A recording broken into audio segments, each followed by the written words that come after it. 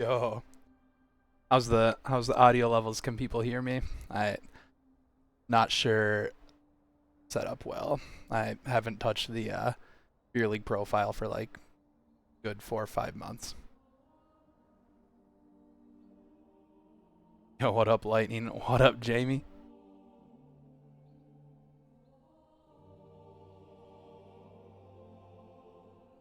There we go. I love to see that. Already got some for NORDs and some for FF15 in the chat.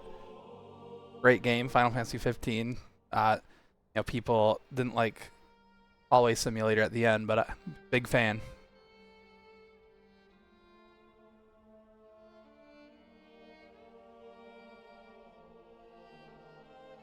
Just double checking you guys can hear me, right?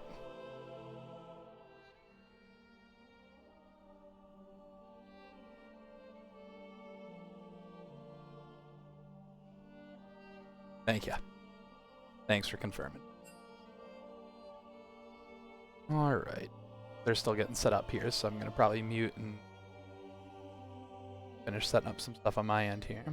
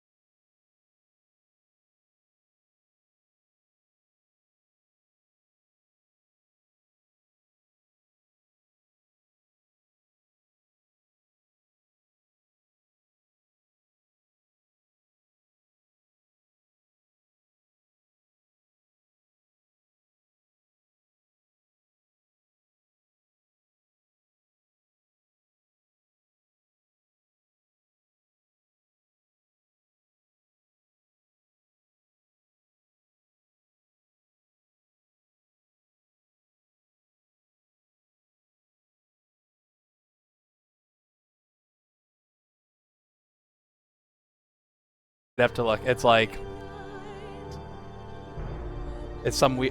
super nature or something. You rinse and repeat or just go on. It's just go on. Hey, I'm just like everybody else. I just shampoo and conditioner.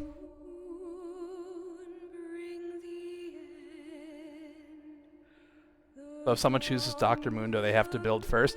Hey, they don't gotta do anything. If you build him HP, apparently he's a juggernaut. But if you build him armor or MR, or some combination of the two, then he's a tank.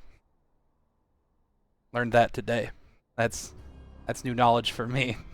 And now I'm spreading that for everybody else so they know. Waiting on the draft here. Maybe I'll switch it to this until it gets rolling. I can look at the lobby.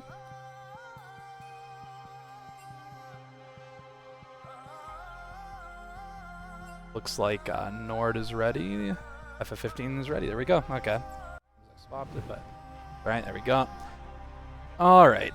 I think both these teams. Yeah, okay, it makes sense. Darius Band going out. I was going to say they're going to want to set up. NORD is going to want to set up 900 Slimes, their top laner, with a counter pick, which they did win the coin flip and picked red side. Makes sense. They probably want to do that. And then that makes sense to me as well, banning the Victor, Parzival, the mid laner for FF15. Very good Victor player, and just a very good player in general. But I think both these teams, they're going to want to get Cooper in a counter matchup. 900 Slimes in a counter matchup top, where he can hopefully get a lead and try to hard carry the game. Not that he has to, but that's definitely, I believe their game plan is try to get him in a winning matchup that he can, kind of try to run the game over from top. And then a little bit of a different style instead of the Dariuses and Olafs that 900 Slimes likes to do. Parzival plays more of the scaly control mage like the Victors, Aurelion Sol, things of that nature. Still very well, can still hard carry late game fights, but definitely like a more slow and steady approach to it. Both very good players, both I think integral to their team's success. We see in Misfortune Ban from the side of FF15, and then the Nautilus from NORD. If I had to fight Dr. Moon, I'd play Quinn top with PTA. Yeah, that'd probably do it. I hate going against Quinn. Well, especially like as a top laner that has to just walk at her. I just put on the Riot royalty-free playlist, and this is the Pantheon song. Apparently is going crazy. All right. Cho'Gath ban, which is a little less crazy, but it's still a Cooper champion. 900 Slimes. Sorry, I'll try to stop saying the names. Other 900 Slimes champ. Kind of like... I feel like Cho'Gath's an interesting early, like, first-round ban. It's not bad, though, because if they wanted to, like, potentially blind a top laner, Cho'Gath's a pretty decent blind. I just don't think that NORD is going to blind their top lane. I think that could have waited. I know he does like Cho'Gath, though, so maybe I'm undervaluing or underestimating how much he values it, because you think FF15 and NORD... I think you are correct. Sorry, I updated that on my end earlier, and it was just a guess, 50-50, so yeah, I need to switch that. Thank you for mentioning that. But yeah, they are opposite sides. Fixing it now.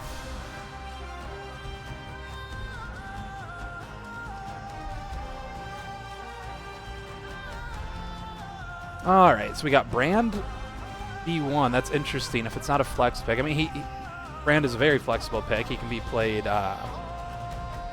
for sure. Jungle, mid, bot, support. Some could even argue top, but I think you'd have to have a pretty specific matchup. He is getting buffed. Thank you, Slam, right? But so he's getting buffed. But I think, wait, actually, did that patch might have went through today while I was working, actually. Does anyone know, are we on the patch where Brand just got buffed? I think it's actually going to be decent buffs for him. I don't think it's going to be, like, nothing. I think it'll definitely give him some power. Patch is live. Okay. So maybe they think those buffs are just strong enough that we got a B1 Brand.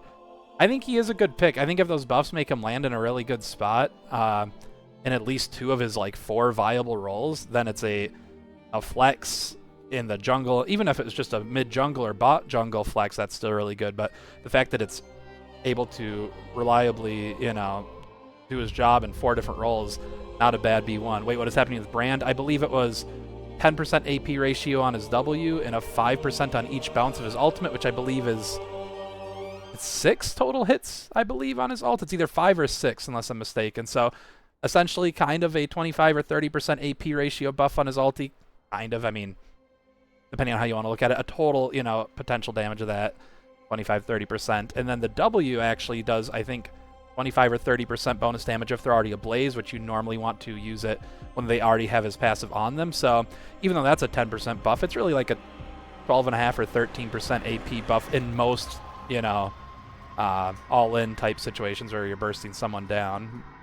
Most burst combos, obviously it's not going to be 100% of the time, but I'd say at least realistically 50% of the time you're going to be getting it with the amplified damage. So, oh, Karthus, that's interesting. It's only interesting because, well, one, Champ's not super popular right now. I still think he's really good. They already have Aatrox, and 900 Slimes is the top laner for NORD, but I believe he's a big Karthus enjoyer. I think he even has the old Requiem spell icon for his Discord picture right now. I know he's a big Karthus fan. I don't think he'd be playing at top, especially with Aatrox showing, unless he just, like, their flex and rolls around, which would be, obviously, I mean, they did ban a couple top laners from him, so maybe he just said, hey, someone play Aatrox top, I'm going to go Karthus jungle. I think Karthus is good. I think Karthus is weird because he really likes to be solo AP. He's a big solo AP enjoyer. If you pick him early, there's some pretty good counters to it, like a Karma that uses for ult E, Seraphine, AoE shielding, you know, Locket, even just the item Locket if people are clumped up.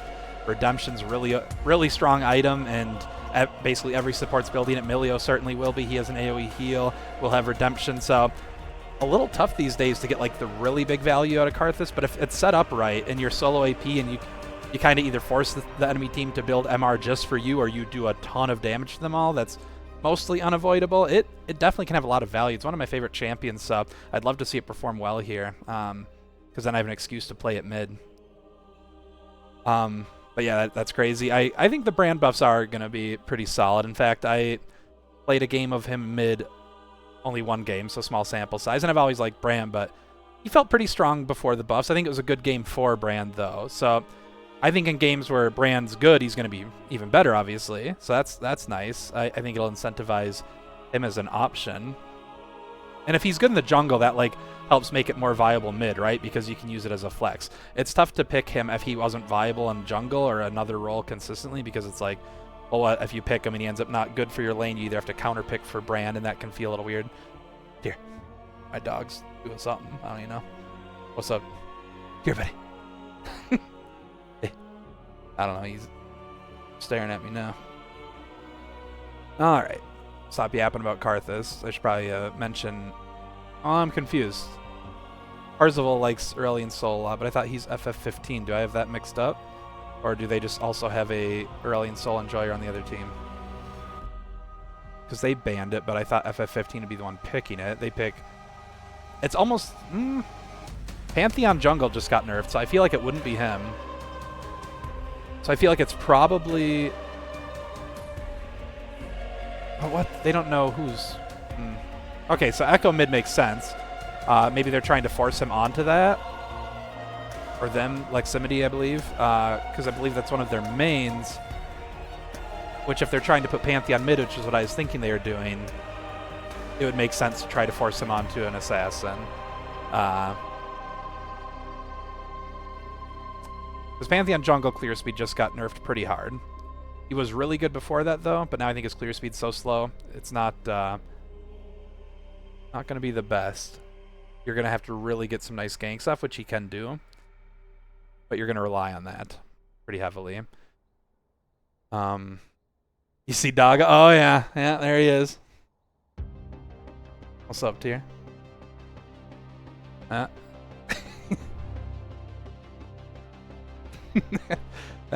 he's vibing out. What did people in chat think about the drafts here? Pantheon lowest win rate jungler this patch. He's gutted real good. It is a golden retriever. It's like the lighter, like they call it, like English cream or whatever, lighter colored golden retriever. But yeah, he's a golden retriever. Yeah, that doesn't surprise me, Slammer. That I figured Pantheon would, unfortunately, or fortunately, depending on how you want to look at it, be kind of gutted. Sorry, I keep hearing them type, so I want to check it, but we're not ready yet. Has this because of Yunara? I think Yunara's good. However, I've seen mixed results, and I know she got nerfed and then hotfix buffed to be somewhere in the middle of... Okay, I think, yeah, it's moving along now. We can sit on that screen for a little bit. Yunara got... I think she ended up somewhere in the middle where she lost some base HP. I think maybe like a little bit of armor or armor growth or AD or something. Some base stats. And obviously I think when she's good, she'll still be really good. I think people really need to perform on her.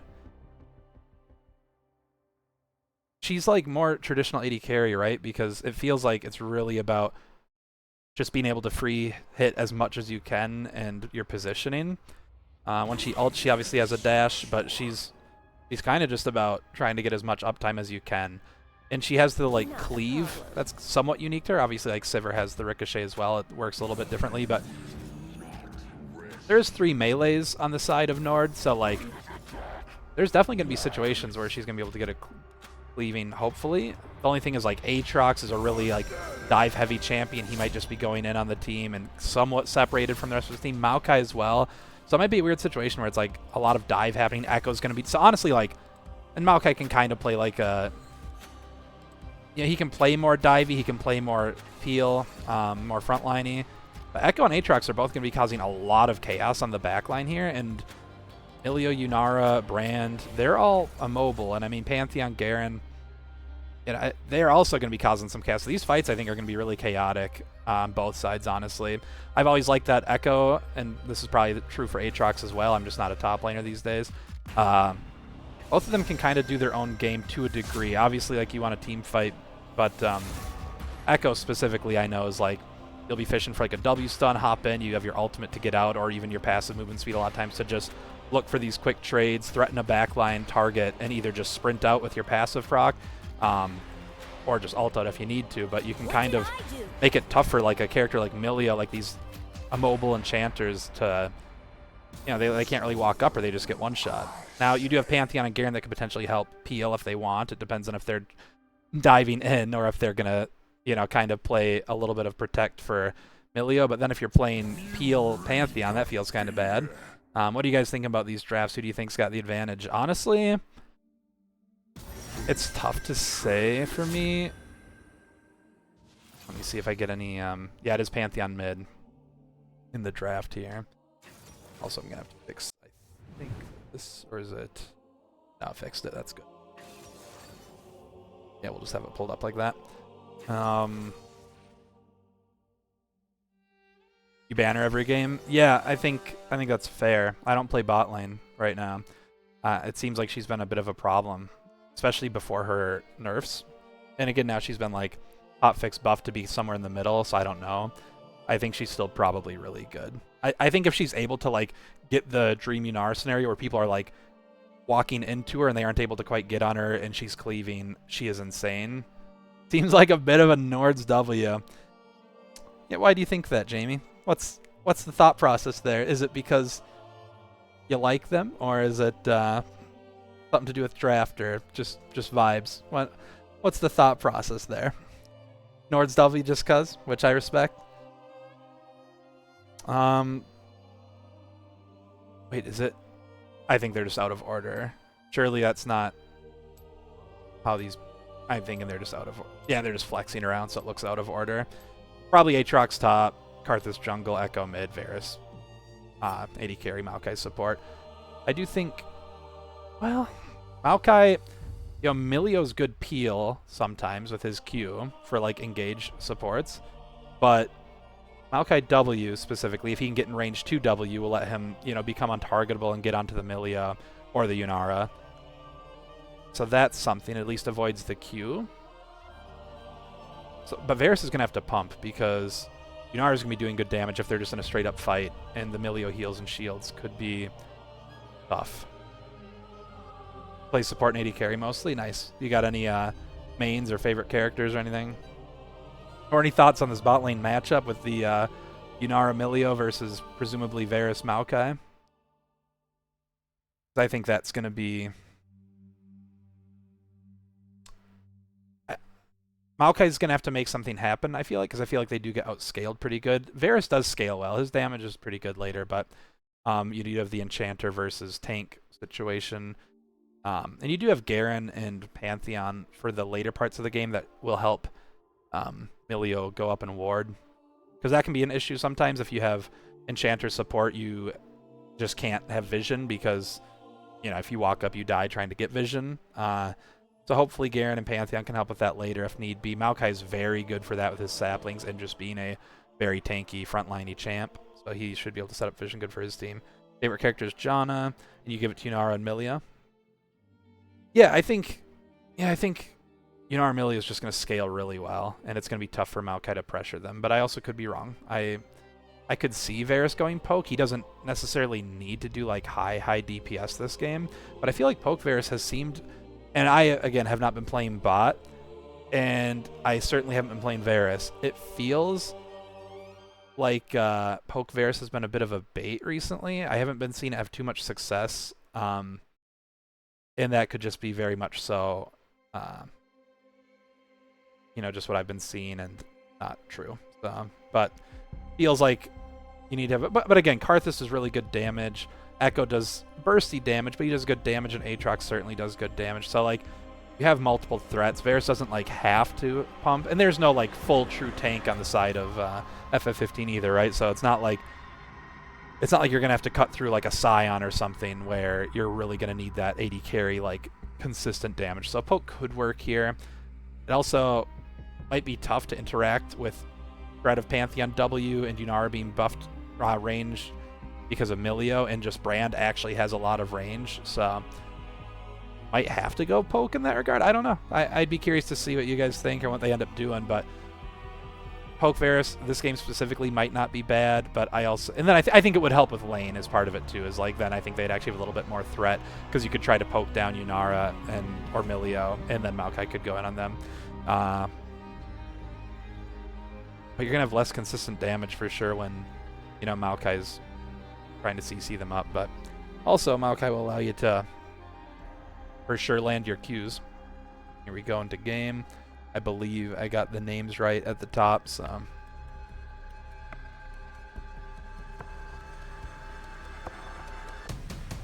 I should pause this. Still got that playlist going.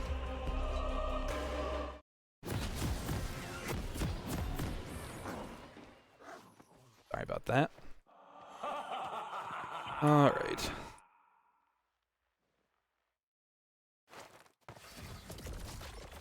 Sure, we got objective timers.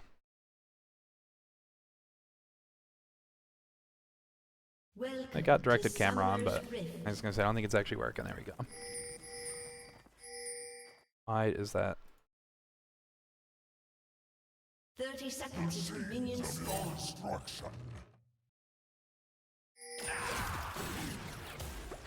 Okay, hold up though. Oh, I gotta fix this.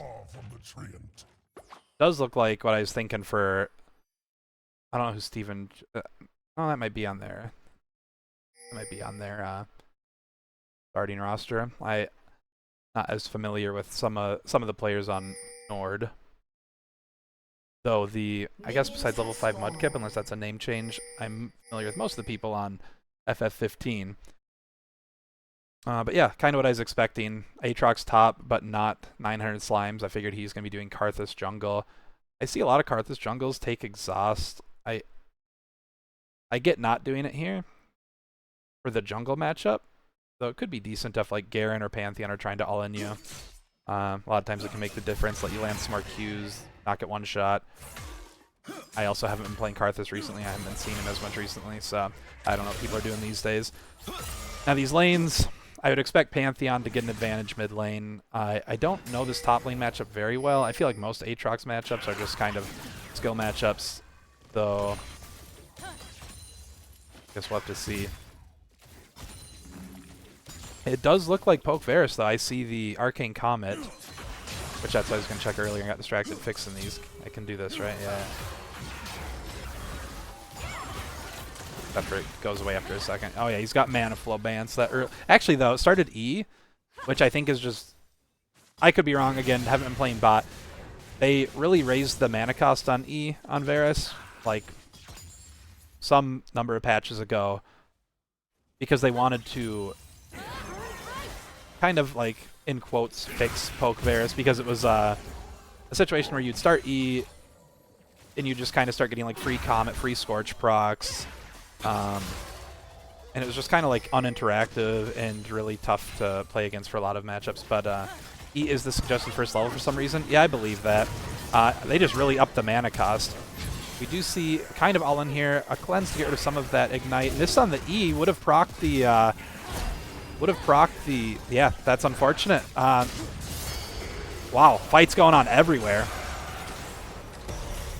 Okay, so FF15 already has feats of warfare. However, and this is a bummer, mechanical mistakes obviously happen. E, you should be landing if they aren't flashing or dashing. Well, I will hold that thought. They're still fighting. Ignite goes down onto Echo. Aatrox trading a little bit, forced out as well. Kind of just, for the most part, wins all across the board for FF15. They get the feats of warfare. 3 kills to 1. And I think the only silver lining there is, well, I don't think Maokai's able to actually pull that wave. Oh, if they kill Arthas here too, that's rough, which they don't. I think Garen probably was on cooldown for Q, but if he would have had it, probably could have Q flash killed him. But yeah, so what I was saying is the had 3 stacks of Blight, took W level 2 on the Varus. Missing that did unfortunately make that 2v2 a loss, but that's gonna happen. Obviously, people miss stuff, but so I think basically, yapping aside, just trying to say that was probably like a correct play for the bot side of NORD to go for. Just slightly mis-executed, and they unfortunately pay for it. But I like the idea, because I think that E lands, it finishes off Yunara. Varus gets a very big attack speed buff when he takes down a champion. And then also Milio just doesn't have damage, so he would have been able to pump that. They are getting ganked by the Brand. They do not have the vision set up, so this should be free. Brand does flash. I think that was a little unnecessary.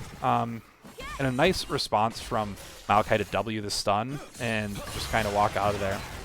I think Brand, they were pushed up enough, and Brand had the angle to just walk up, get the E, and maybe even hold Q for a little bit, see how Maokai reacts, try to get the W out, then look for stun. If he starts walking away and out of W range, then you could look for the Q stun. Obviously, then he could have a bigger chance to dodge it, but he doesn't have boots. He's a pretty big target on the Maokai. But no, I totally get just trying to go in, get that aggressive flash, get the stun right away before he can react. But Maokai does pass the reaction check and is able to dodge out of that. So nice escaping from that gank. That would have been really damaging for this lane if they died there again, because, you know, with dropping those that early double kill, both of them being 0-2 at 4.5 minutes would have been really tough to come back from. But right now they're chilling. They've got, you know, going to pick up some CS here, be relatively even, obviously a wave and a half or so behind, but overall, you know, not too bad. Probably going to be able to cancel that recall. Yeah, looks like it's keeping them around, though not a significant health advantage. They do have that barrier up, and Yunara's running cleanse, so that is technically a combat advantage they have. When is Rai going to cast one of my games? Hopefully soon. When is the Eric 29,000 going to cast one of Raihi's games? Huh? When's that happening?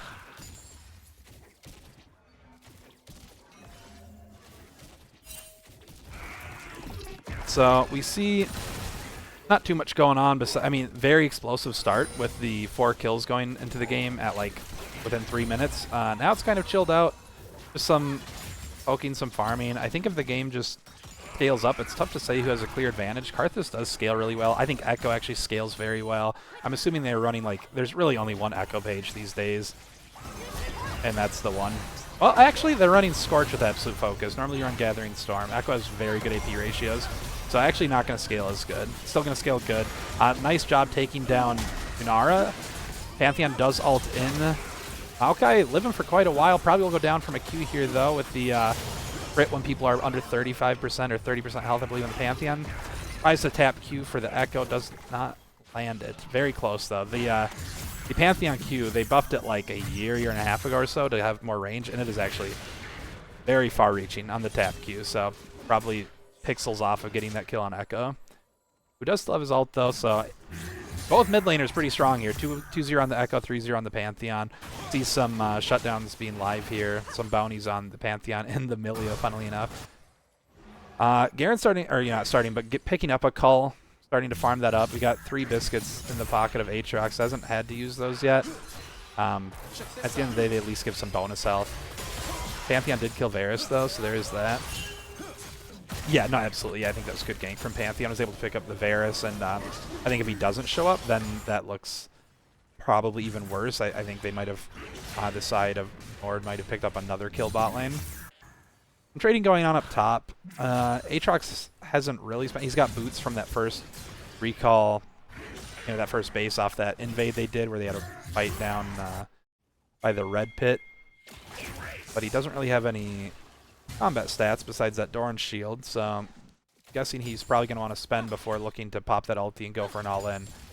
Just because Garen ultimate is so strong, so you're going to want to be full health, have your money spent. Unless you get a good advantage, he's getting some chunks, but I think Aatrox does have to look for a reset before too long. He's sitting on 1,500 gold. That's significant, and again, he's low enough where Garen, he's not running Ignite, so it's a little bit less scary, but he's getting close to being able to just get Garen comboed and killed. But we are seeing, yeah, for sure, the poke Varus. We have the serrated Dirk and the Tier, which is not surprising. Karth is starting to get a slight CS lead of 3 camps right now. Brand looking at the Krugs, or not the Krugs, sorry, the Grubs. Karth is getting collapsed on here.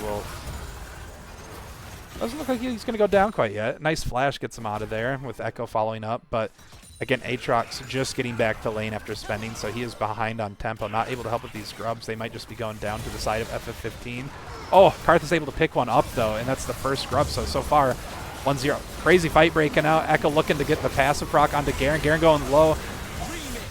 Ulti comes out from Echo to keep him alive, because the Garen ulti hasn't went out yet. If he would, oh, that might not kill Garen, though. It's just low damage at this point. Karthus needs to get that AP ratio, get that AP going. So just not quite the damage. It is going to force them off. They should be able to pick up the Grubs. They actually 2-1, so at some point FF15 did pick up a Grub. A nice attempt at a dive does unfortunately get, does not work out for him. Yeah, Maokai gets kicked back. It's still under the turret tanking, so not quite able to pick up any kills there. Although I think Milio got the kill, unless I'm mistaken. He does have 2 of the kills.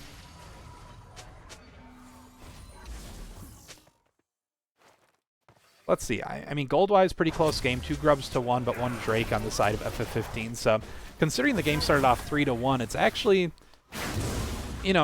maintained a pretty, decently close. It is a 1K gold. I'm trying. I still don't. It's not too clear to me which team. I don't think one team just outright scales better. I think in a straight-up fight where everybody's like free hitting, I think FF15 is just going to do more damage. But I think that NORD has a lot of tools to not either just not let them free hit or potentially dive onto. If they kill Yunara or Brand at the start of a fight before they can do much, probably hopefully Yunara, because Brand, he can just try to drop all of his full combo and his ulti, and he normally provides enough value even if he gets one shot after that, that it doesn't really matter that he died, whereas Yunara needs to be up and hitting. So Varus is able to play a little bit safer in the team fights with his range and going poke, but yeah, definitely more damage coming out of Yunara. There's a lot going on here. Jesus, that Maokai Q does a lot of damage for Kindle Gem support Maokai. Oh, some good trades from Aatrox here. He does have a kill. Bramble Vest off on the Garen there, which Aatrox doesn't always have to auto-tech. He's going in for an all-in here, but Garen's just able to walk it out. Brand up top gets the stun, gets the W. I believe Aatrox will just be going down. Karthus here, so yeah, I got your wave, bro. Don't worry. That's a nice pickup. Nice job from the bot lane of NORD, though, to get something on the other side of the map there. Oh, but okay, I don't know how much Milio Q does. I suppose he's not really putting points into it, but I've just seen some of those do some crazy damage later in the game. Yeah, Milio did get it. That's best case for NORD then down there. I was gonna say I don't think he'd walk up past that. I mean, it's not bad to just wait and see. Brand doesn't really have too much else to do right now, so if he does walk up, then Brand just gets a free kill basically. What do you guys think? What do you think? Who's got the advantage if this goes late and just team fighting? Again, I think it's 2 very different style of team fight, where FF15's a little more front to back, though obviously like Pantheon Garen's a little bit of a not traditional like front to back. I mean they kind of do, but I think a lot of dive, and then Karthus ulting over the diving. you know, champs. But go fight going out for Drake. Looks like the bot lane of FF15 is just going to die before the fight really breaks out. Now Pantheon's in a weird spot. If Brand can get a... Does not have ulti, though, so this is just going to be tough. They should be able to pick up Varus, but maybe not. He is burning. Looks like he's fine. So really good fight there from Nord. That puts them in a really good spot. They're able to pick up the Drake, actually get ahead in gold for, I believe, the first time this game. And what do we got for feats here? They should have 2 on the Monster Slaying, but they're going to need to get first hurt in Monster Slaying. Brand going in, this looks maybe a little desperate. He does pick up Maokai, but now kill for kill. I mean, it's not terrible. They're going to get the Drake anyways. Herald isn't up for another minute 35, so not a huge deal to have Brand off the map. But now he is going to lose at least his Raptor camp for that. Again, not a big deal. I get going for it. Just didn't quite work out, but he went 1 for 1, so again, not that big of a deal. We are seeing a substantial CS lead, though, on Karthus now. It's really growing, and Brand is not a slow clear. In fact, his jungle, that's the 3rd Brand buff this patch, is his monster mod on his passive got upped again, so even more damage, even more clear for jungle specifically on him, as well as just getting a buff on his W and his ulti, which obviously aren't ulti your camps, or shouldn't be, but nice trade from Pantheon there. He's got his Eclipse. We're going to, even though Echo's 303, he does have Merc Treads, which kind of makes sense into Brand, but I feel like it's kind of tough to go those into Pantheon when you're going to be matching Pantheon or Garen pretty much all game. Kind of tough to go Merc Treads. I don't know if I agree with it, but also I get it too. Cleanse out of the Yunara. The Karthus ulti coming out makes the Milio heal. They are low. W-empowered Q could kill from this health range, I believe. Oh, Maokai going in. Was that, yeah, flash W. Nice, able to pick him up and get out. Brand's here, but too late. Please hit the triple plant. Thank you, Maokai. If I see a triple plant, going crazy. Gives so much dopamine. Oh, nice flash combo from the Brand. It's going to be able to pick up Maokai. Oh, but he actually dodges the passive damage with his W, I believe. Echo ults out. However, the dive, if that's what they're going for, if they just got caught out, a little rough. They do go 1 for 2 with it being countered, so definitely not too bad. But fighting for, I guess, the turret. There's no Drake down here right now. Good combo onto the Brand, who just used flash, so Aatrox is going to all in. I think that's the correct call. However, Brand is getting backup. Does pick up the Brand at least, which makes it at least kind of worth. I mean, certainly better than just dying. And Karthus is picking up that Herald, it looks like. Well, Yunara is going for the mid-tier 1. No turret dead yet, though Garen's hitting bot 1. Yunara, if he gets this, it's feats for whoever gets the turret at this point, which looks like it's them. So that's a big pickup. If it was a different champion, I'd say they're maybe dead here, but there's a good chance Garen can just walk it out. Maybe not, though. Maokai has really good CC, and he's got ulti, so I think he's actually just going to be locked up, potentially. Yeah. Surely. Yep. Uh-huh. Yeah, there it is. I mean, Maokai has to grab it, but let's go kills. Where the Sunfire Cape's at. That's what I'm saying, dude. You're playing Brand and you don't go Sunfire Cape, the items literally fire. Like, I don't know. Just doesn't make sense to me.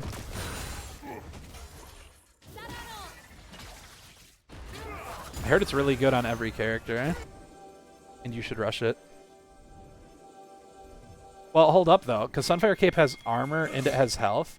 So if Dr. Mundo, if he buys Sunfire Cape first, is he a tank or is he a Juggernaut?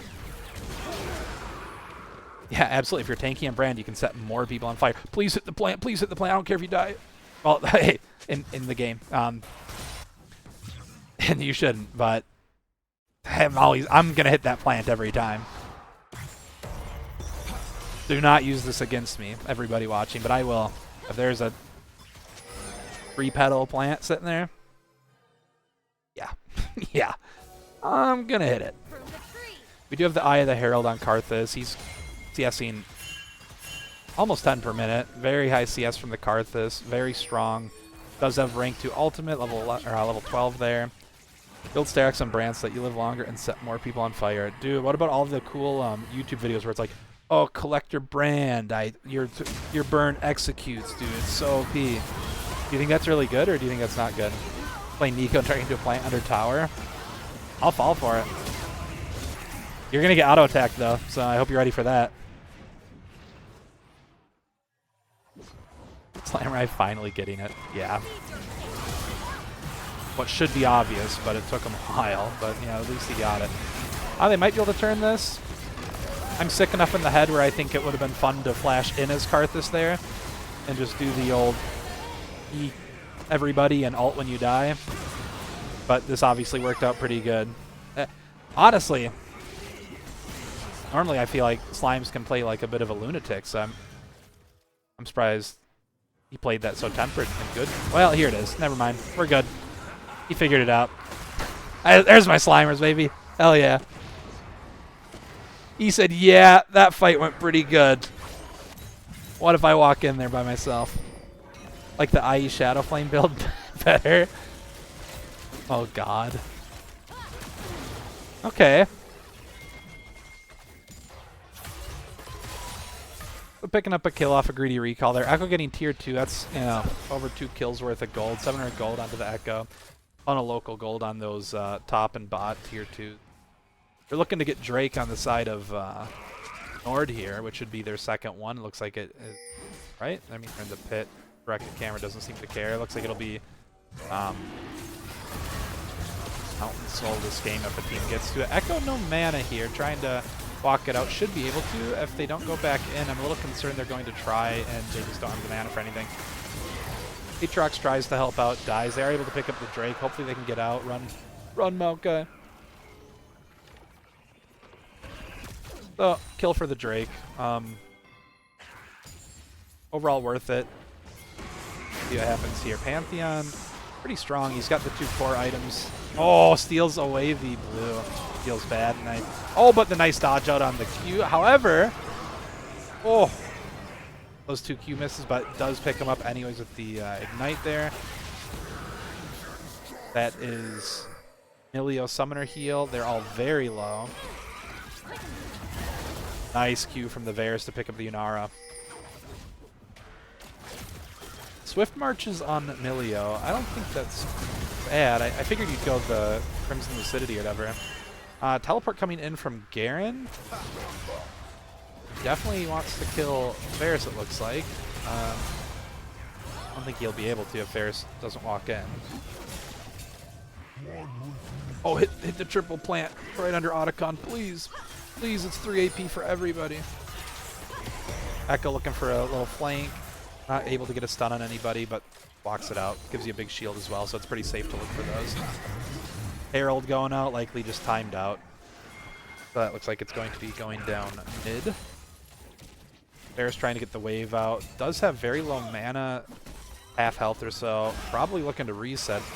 Sitting on 2,300 gold, so Bear's definitely needs to get a reset in before long, because this Otacon's up and you can't be out on the map like that. He just needs to have someone clear. They shouldn't be fighting right now. Varus is low resources, sitting on money. They do get a nice pick on Inara though, so it looks like it might work out, but I don't know. Pantheon jumps in, shuts down the Varus, who's not able to spend. Yeah, no, you just can't be fighting with that much money in the bank on your one of your most fed characters besides Karthus. Karthus getting... okay, so Pantheon ults in. I didn't see how he entered the fight before. He must have just been able to walk up to Varus. Yeah, that's just, you know, for NORD, that's something where later you just have to, you know, if you're Varus there, I think you just have to tell your team, like, hey, clear this wave, you know, clear one wave here. Like, I just gotta, I need to find a base here. Like, Otacon's on the map. I am a detriment to the team at this point until I get back to spend and heal up, get mana. But I've been there myself plenty of times. AD carries don't generally get the luxury of running teleport, so it's sometimes tough to find those resets.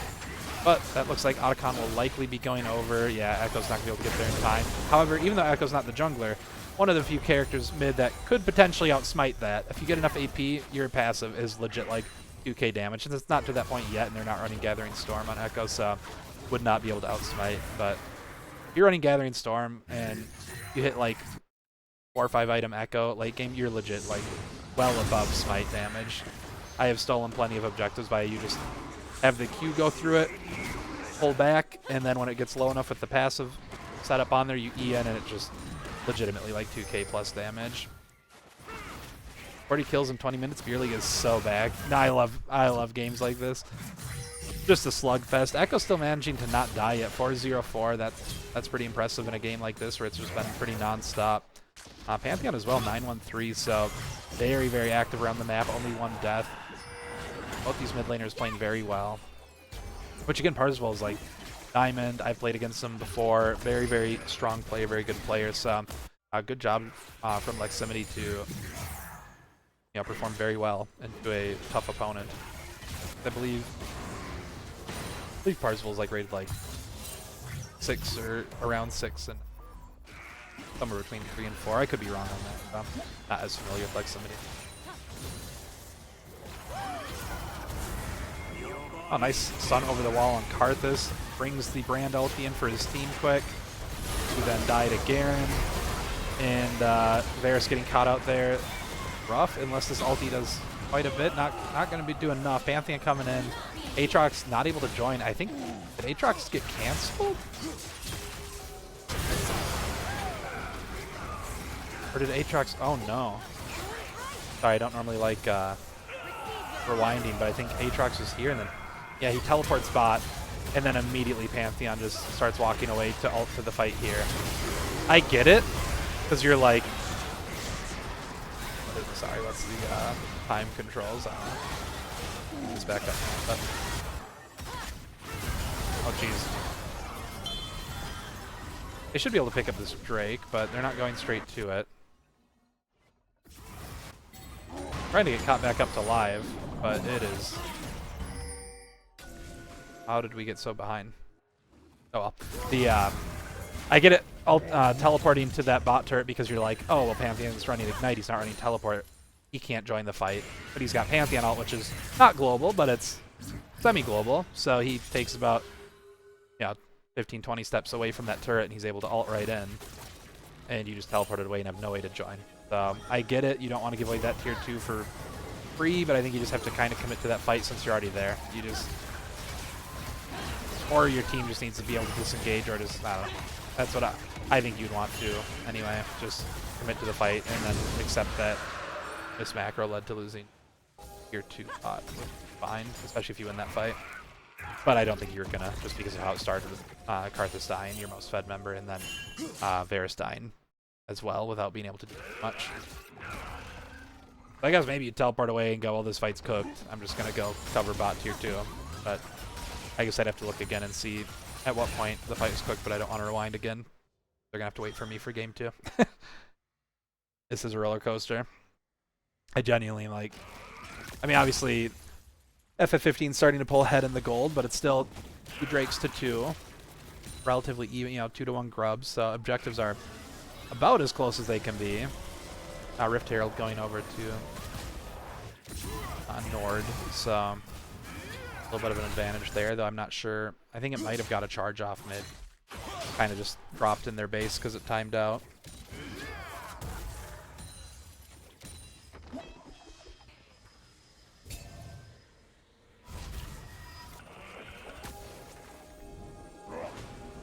I feel like, and again, I don't play support.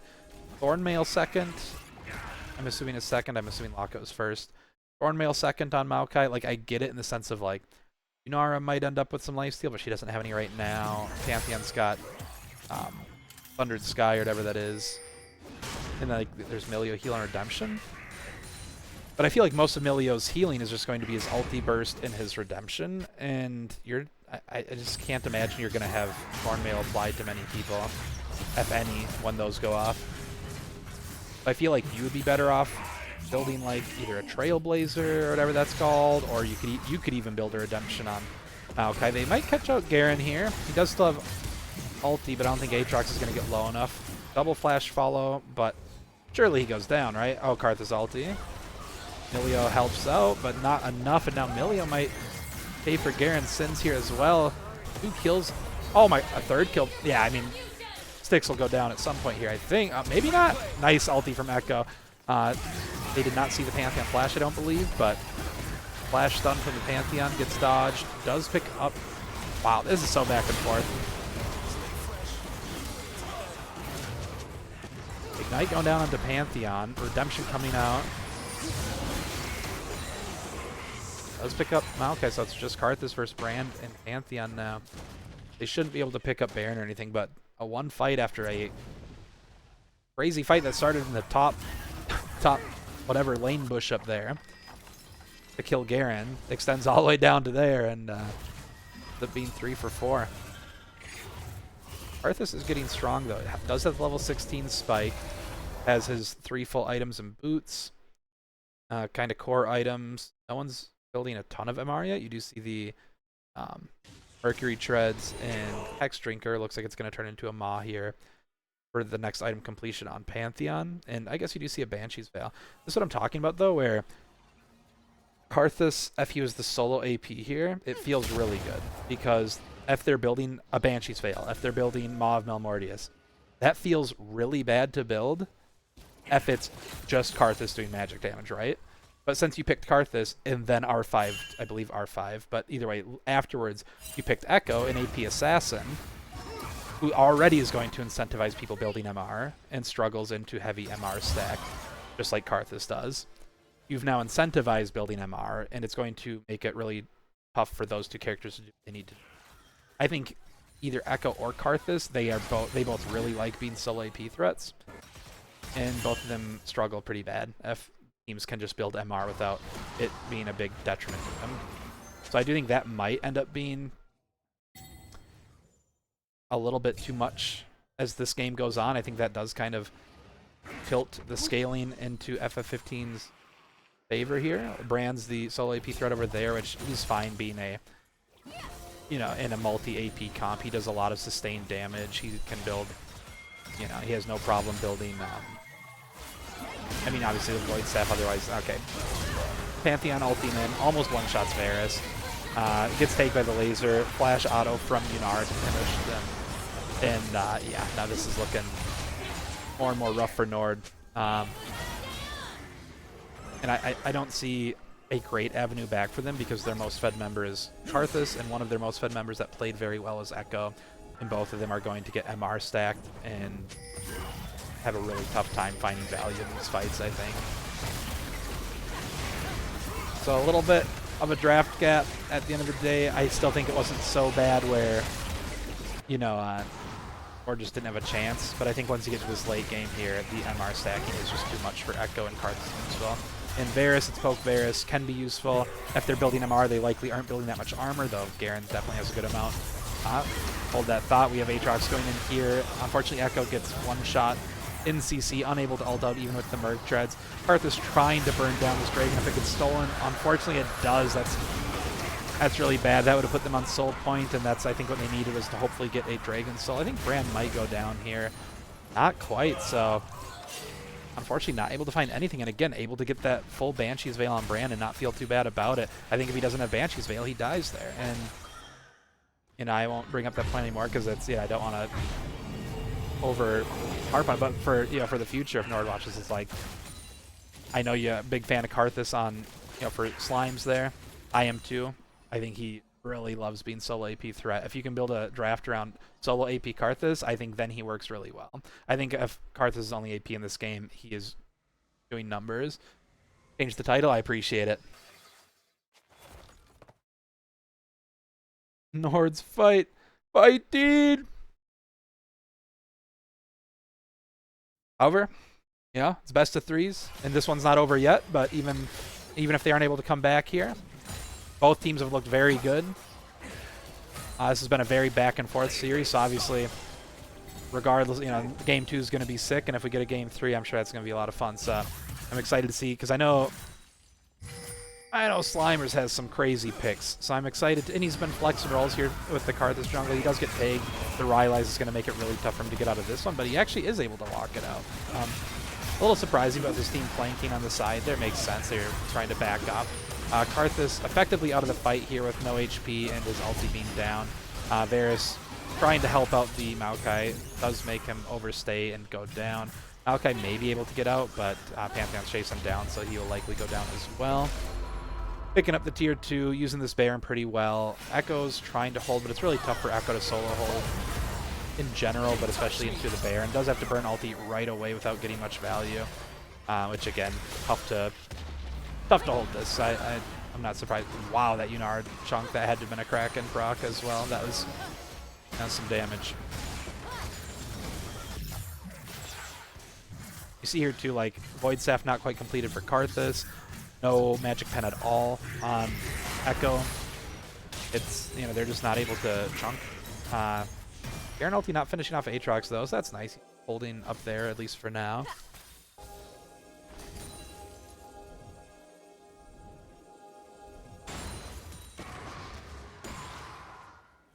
What do we got coming up? I need to fix my mini-map size or something, because it is blocking. Climb's going down. He does have ulti up. He might rip it. Yunar is low. Or is he... Why is it on cooldown? Did he... Am I blind? Did he use that after he died? Or did he use it and died during it? Or maybe to use... I don't know. I must not have been paying attention because I was looking at my mini-map covering the objective timers. Mini-map, dude. Yeah, right. Thing's huge.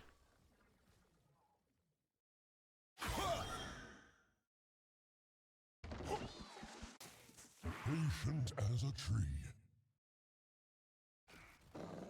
I can fix that.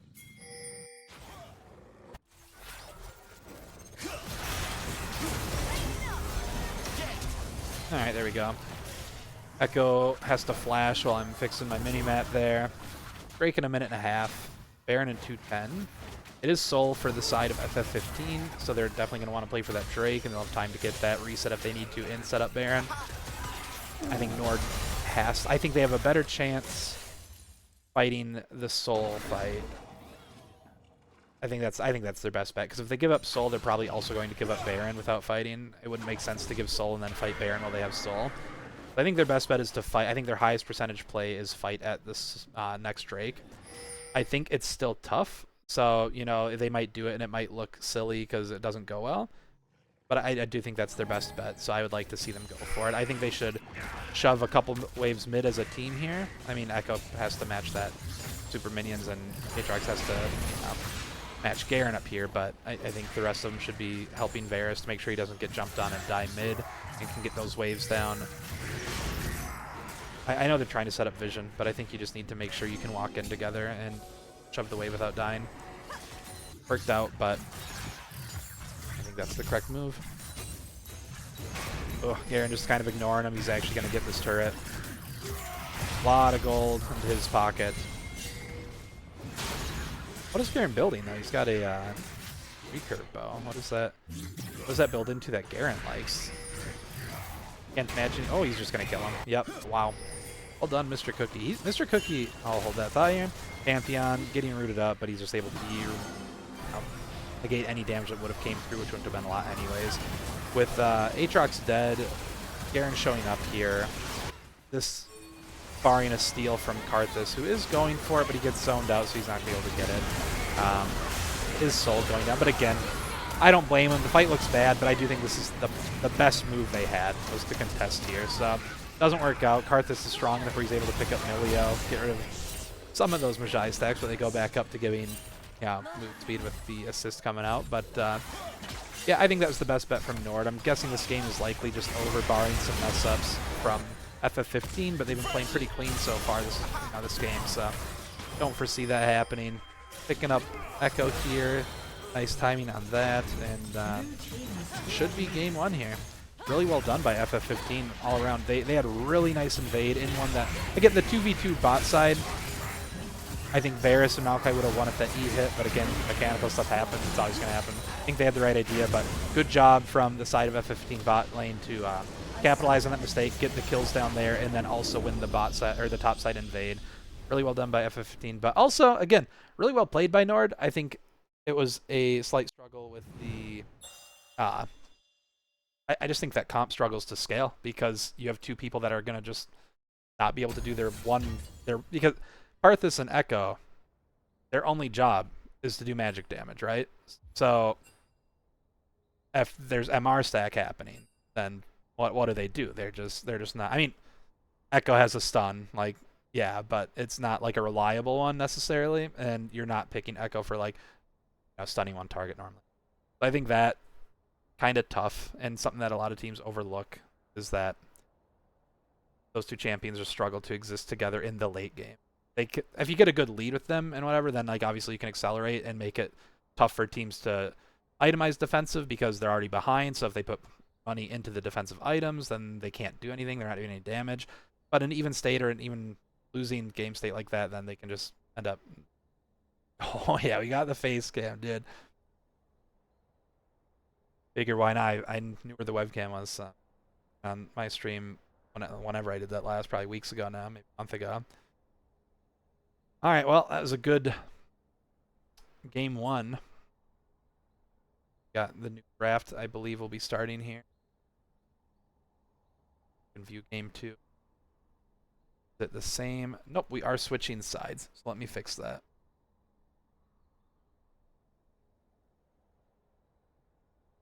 Checked on that. But I think, yeah, both teams looked really good. Really good game. Really close up until, again, I think it was just kind of scaling started being too much of a factor. And also, FF15 was playing really well around some of those fights. Had a lot of good macro. Pulling away the Aatrox to then ulti into the fight as Pantheon. That was a really good move. I think they, even if that wasn't the plan, which it might have been, they capitalized on the Aatrox teleport immediately and very well. So that was kind of a big swing. At that point, it was like, I'd say still very even, if not even NORD favored.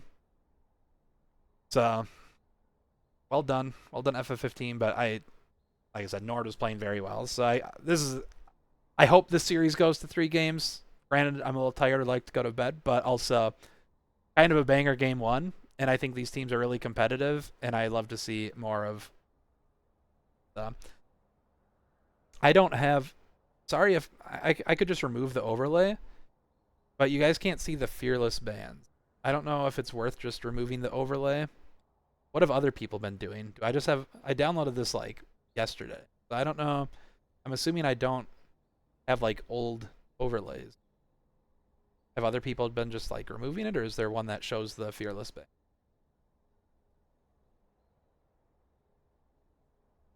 Either way, if people need a reminder, I can say them too.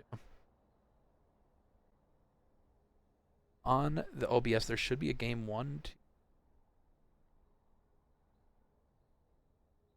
Maybe I do have old scenes. I downloaded them today. I see 1-man, 2-man, 3-man draft overlay, but I don't see game 1, 2.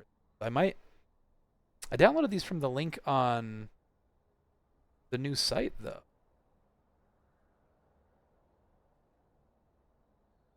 Unless, oh, you know what? No, I bet I know what I did. I think this is the stuff. Because I downloaded it, and then my dumbass went, oh, I already have this. I already have these set up, and I think I just used my old scene collection, and I don't want to go and fix it now because I'd have to go up everything. But I'm sure it's there if I was smart and used the ones I downloaded today. But here we are. So, sorry. Feel sorry about it. You know, maybe we will.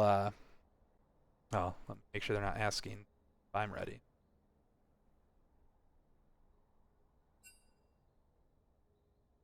I will probably just remove overlay. Is that gonna be?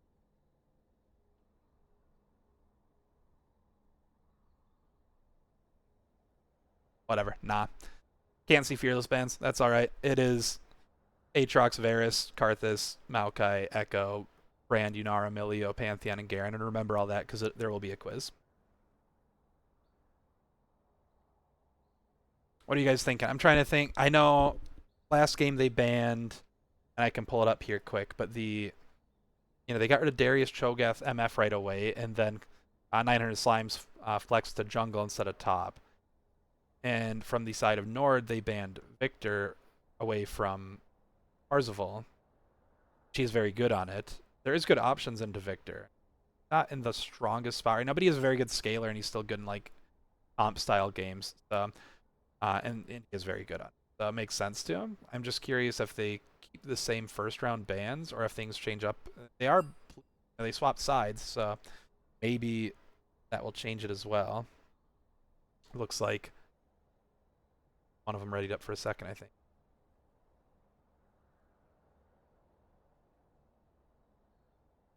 I appreciate it.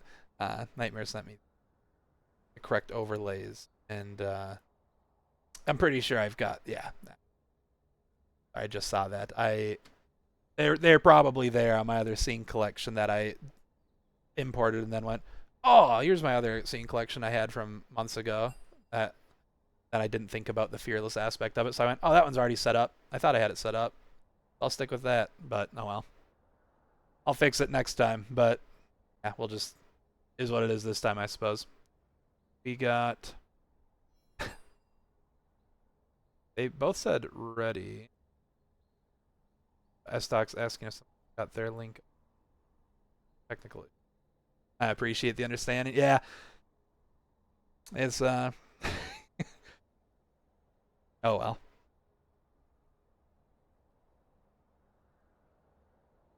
If that's the biggest issue we have with the stream tonight, I'll be happy. We can get cheap viewers. Or I can ban this bot.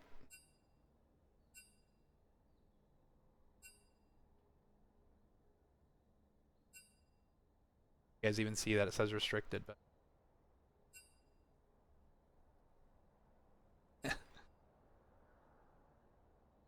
alright, they should be readying up here. I suppose I can. What do we got? There, chat, what champion theme do we want to listen to during draft? Quick. Nautilus band. Yeah, I believe they did first round as well. Sejuani. Oh, hopefully that's on here. Sure it is. I said that and it's not. Did they have a Sejuani theme? I feel like they should. Sucks though. They have so many for Annie Origins. That's just like a video. How's solo queue been for me? For me, Trevor, it's been good actually. Oh, I'm gonna butcher pronouncing this, but Jackraspar. That's Nightmare, right? I totally forgot that I think that's who that is. Which rumors have it I'm pushing for Masters. Bruh. Yeah, at this point I'm lucky to hit D3, but I've reached my peak, which was like, oh, they didn't ban the Victor, and it goes through B1, which again there's answers to it, but he's very good on it, and if they don't shut it down early, Parzival can carry on Victor. I'm just gonna turn on Jin again. That's a good song. We'll get something going. It's just from there. Royalty free, whatever one. There. Your Nightmare. Oh, it's an imposter. I just thought. Sent me a message on Discord around the time they were messaging in Twitch, and they recommended Sejuani. What is going on?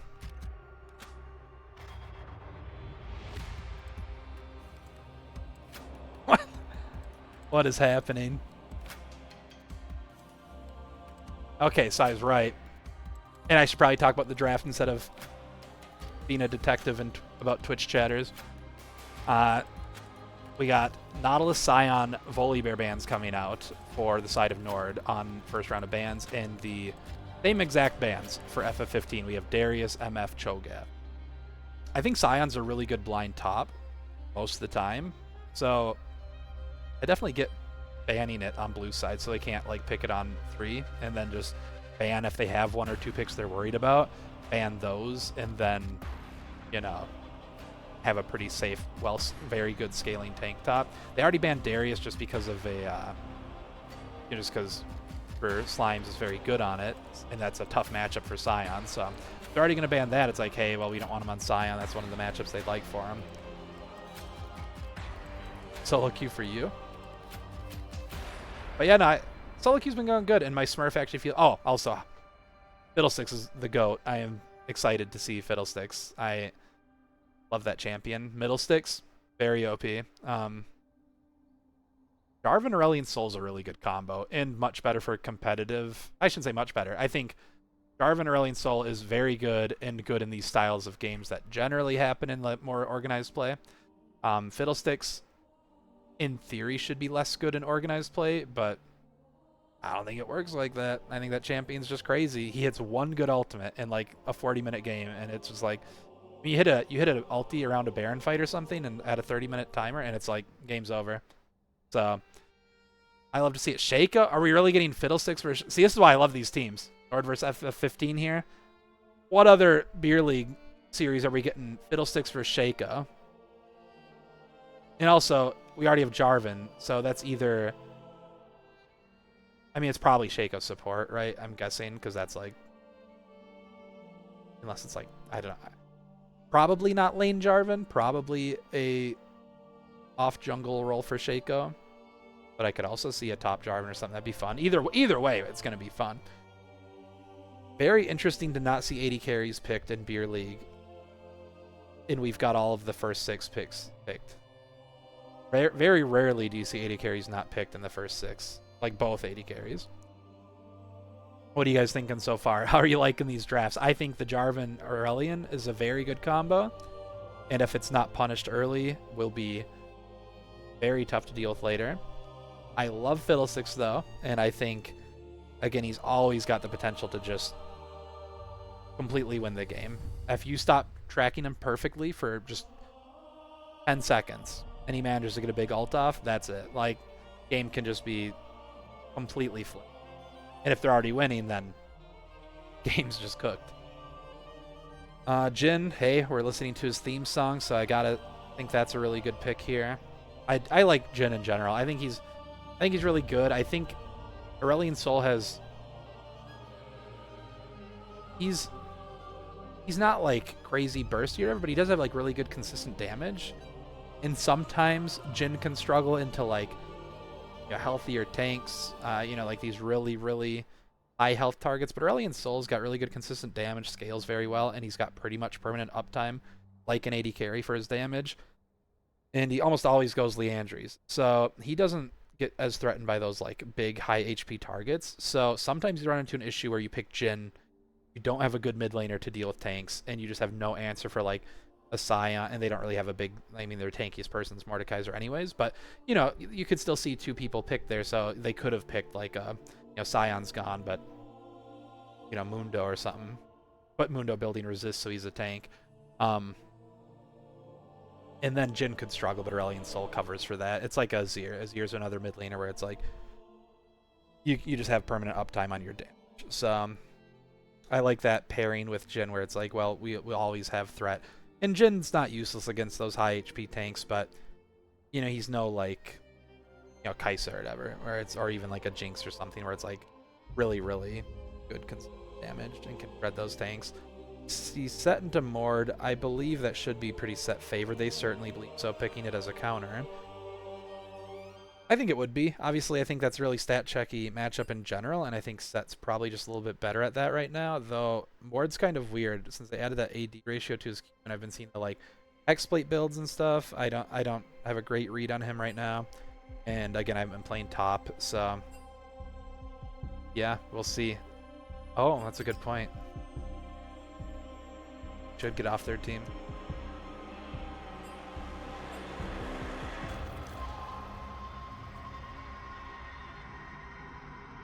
Alright. Should be getting aim here. Fix. What? FF15. First game.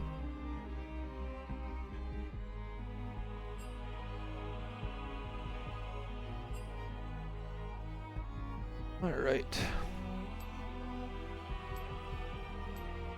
What are you guys thinking? I'll pull the draft back up while we're waiting. What are we thinking here? This time around, I think I like, I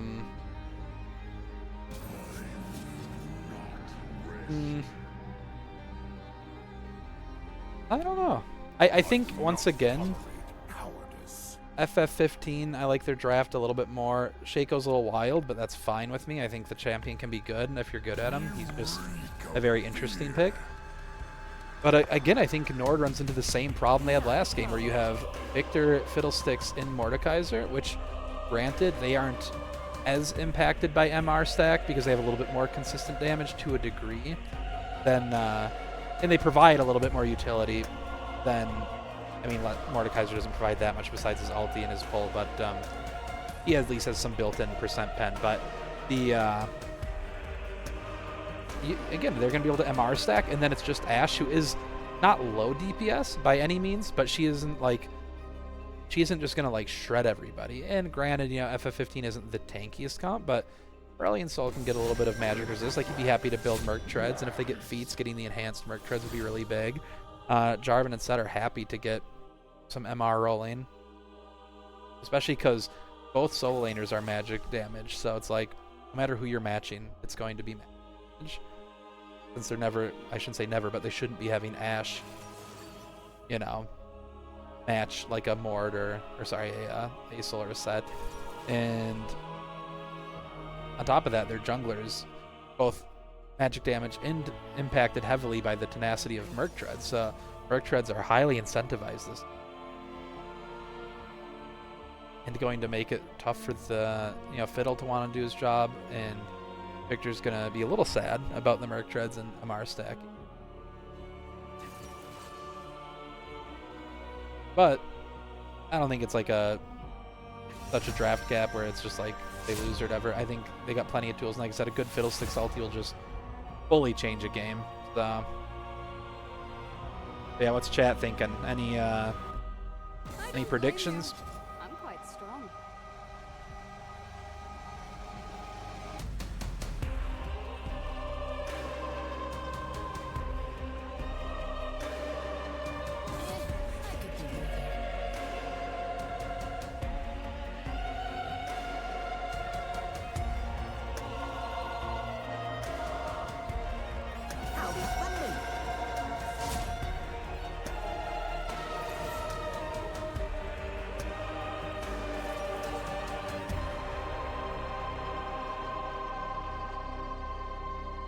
Come to think of it, I don't think they made a new lobby for this game, which means it's gonna break.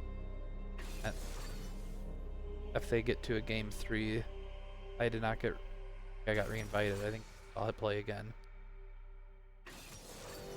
which means Ben's gonna have to fix this.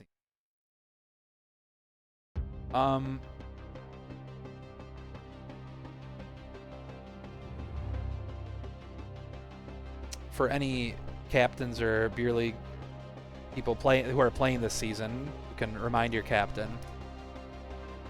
Make sure, because this is a nice feature that Riot added, where in custom games you can hit play again and rejoin after, and not have to remake your lobby every time. However, don't do that for your beer league series, because you need a new tournament code for every game. So you will need to recreate your lobby for every game, which I don't believe happened here, but I don't want to make them redo all of this. They're probably, I mean, they're about to start, but I don't think it happened for game 2 here. But if they get to a game 3, I'll tell them to grab a new tournament code and make a new lobby. But you will need to do that every time, because otherwise the site will overwrite the game that uses the tournament code, because it'll be the same code. So, for instance, if this goes to game 3, if they use the same code the entire way through, the only game that would be on the site would be game 3, and it would only have the results of that game. So it'd be a 1-0 for whoever won game 3, which is what happened with my series, actually, for week 1. I didn't make the lobby, but I also didn't know any better, so I should have known that you needed. So Ben's going to fix that when he can, but yeah, Trevor, solo queue's going pretty good, like, especially on my Smurf, which makes sense, but doing pretty good. I have trolling again. Hey, I didn't make the lobby, but again, I should have known that we needed to do a new journey code every time. But I was so excited that we could just hit play again and not have to do all that. So I was like, oh, nice. We can just hit play again and go. But yeah, Trevor, solo queue's been going good. I've been practicing a little bit on my Smurf because that, you know, I like to play all sorts of different champions, so it's nice to refresh them and not feel like I'm good. Because like I said, I hit my peak, which is only like Diamond 4, like 70 something LP. The highest I've ever been. Hit that on my main sometime in the last month or so, last few weeks, something. But my Smurf, I'm like 65% win rate in like Emerald 2 or something, but not that many games. It's like 30, so it's not like it's that great. But it feels nice to actually be having Smurf-ish win rate on my Smurf. Am I content with Diamond, or is the goal Masters, or no? Content, yes, but I am the type of person where, yeah, I always like to like try to improve, do better. I don't think I'm like I'm happy about hitting Diamond. Like I'm definitely like, hell yeah, that's sick. And like I said, Diamond 4, I hit my like peak again by getting to Diamond 4, 70 something LP. Obviously, like any climbing would be fun. I don't think I've got like a big drive to try to climb right now. But like I'm happy to just keep practicing and playing, and if I climb, then that would be awesome. But you're content with Diamond right up until you got Masters somehow. Yeah. Which awesome. Yeah, I mean that is sick. What about my game is holding me back from Masters, or just quantity of games thing? That's tough to say, right? Because like, you know, if you knew what was holding you back, you could probably fix it and you know, climb. I think for me part of it is quantity of games. But I also think I'm sure there's plenty I can improve on. I think it's probably like just, you know, refreshing certain things. I think my fundamentals are mostly there. I think sometimes I will, and it's tough too because I took like a 3-month break, played for a little bit for last season, but I didn't get to play much last season, and then I took another like month or 2 break or whatever. And now I'm playing again, but now I've been playing a good amount and I feel like I'm like refreshed and good again. Like I feel like I'm back, but I know there's plenty I can still improve on and clean up. I feel like the games where I win, I definitely like do well and deserve to win. I feel like especially when I was first coming back, a lot of my losses, I was definitely a contributor to the loss. We'll say that. Definitely deserved some of those losses. How do I feel going into this season of Beer League? One of the best in my career now? Absolutely one of the best in my career. I think it's tough to say because the cap raising, I think I will be performing at the highest level I have, but I also think my competition is much higher than it used to be, right? So like I might not look as good as I did in some other seasons, maybe, but I do think I'm at my peak of what I have done so far. So whether that actually translates to me like 1v9ing, I don't know because I've got so many strong opponents mid lane. But I do think I am at my peak, yes. I mean, literally I am in terms of rank, but I also do think I... oh, they're using the best Fiddlestick skin too, and I should fix the... But, yeah, no, I definitely think I'm back, baby, you know? I think it'll be good. I think it'll be a really good season. I'm very excited. I love my team I'm playing. I mean, you know, fortunately, I've loved like every team I've played with. I've been very fortunate in that regard. It's all been a ton of fun. It is Shaco's support, by the way. Oh, wait, I'm trolling. Did I mix up the team name? Maybe I did on the draft, or maybe I was just reading it wrong. The Victor threw me off. That's Luximity on Victor. I think I was just misunderstanding the whole situation here. No, I had it partially right. That's just a takeaway. That's the only thing I messed up. That makes sense, though, because Parzival really likes the Aurelion Soul, which I was kind of surprised to see. So that makes sense. I just, for whatever reason, mixed up. But I mean, Parzival is friends with, I believe, Cooper as well, so I don't know. Brain part there, but you never asked, Eric. But no, I think I've been fortunate, had a lot of really good teams. Nice trade coming out here from Set. Should win it. Yeah, wins out. Also, Set has a little bit more built-in sustain than NORD does. It's actually pretty close. NORD W when he has it's pretty good.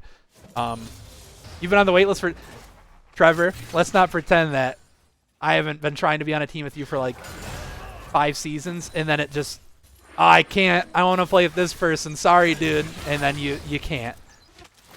There should be a Rahi clause where Rahi's allowed to play on every team. Hey, I'm there for it. Or at least half the teams. It's like, well, how does this work? if I'm against myself. I'll figure it out. I can't be on a team with... Honestly, though, okay, I need to stop yapping because the team's going to watch this cast and be like, bro, shut the hell up and talk about the game. Ice trade's coming all around. Again, kind of in that early farming stages of the game anyways. Though they are doing a good amount of trading up top. But, oh, nice pull, but does not land the Q. Need to have some parity in League with Rival. See, now I agree, though. And also, I just like yapping and stirring the pot and being a little rascal, maybe. And just getting people to maybe chime in and start yapping with me in the Discord. And I think that's a lot of fun. So I'm glad that a lot of the people in here right now help me add a little bit of sassiness and yapping to the server. If everyone is coaches, it could be like coach rivals, you know. Slimerai Ash or is Raihi it? Oh. Well, that's tough because well, no. Ash eventually won. If I win finally, then maybe I could be Ash. Because I sure felt like Ash when he wasn't winning. Wasn't beating the Elite Four ever. Oh, that seems accurate. Nice first blood over to Cooper on the Mordekaiser. Believe it! Dude, I don't know if I want to give out this tech because people might counter it, and that would really frustrate me, but IQ for seasons now, and shout out Joe, my boy Joe. We go into Team 7 because that's Kakashi's team in Naruto. So yeah, believe it, dude. But no, I think this will be a really fun season. I should shut up because Ash is really low, but they shouldn't be able to finish that up. Kind of surprised to see Flash Ignite on Shaco. I feel like a lot of support Shacos I see go Exhaust Ignite just because... Oh, nice. I mean, I guess... I don't know what you do there, I guess. Slime's probably going down here, I'm sure. So able to pick up a return kill on the set. Not sure what happened that made it so Slimes was still there after he had teleport still and got a first blood kill, and swear felt like he had like 2 minutes to back, but probably not. I guess he's maybe just trying to greed out the Haunting guys, but probably just go back and spend it on components and maybe a Dark Seal if you can't finish the guys. But yeah, it should be a really fun season. I think a really good season. I think my team, we've already proven in week 1 that we are ready to get really silly and possibly make games a lot harder for ourselves than they have to be. But hey, if that's how she goes and we lose because we're having too much fun, I'll take it. But I think if we don't get too silly, it's gonna be yeah, I think we'll do pretty good. How are you guys in chat feeling about your team? Well, maybe you don't want to say that if it's not good, but how are you feeling about your teams? How are you feeling about the season? Trevor had 0 fun with the comps, full tryhard. Yeah, dude, Trevor's known for he just tries too hard. He's no fun. All serious.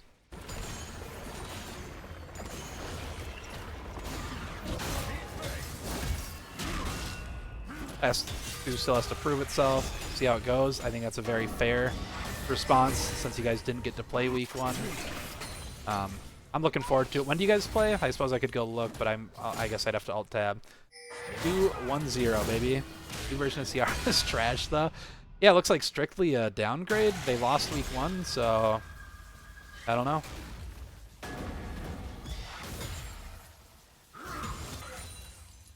They went from what, like 100% win rate Morgana mid to 0% win rate Morgana mid?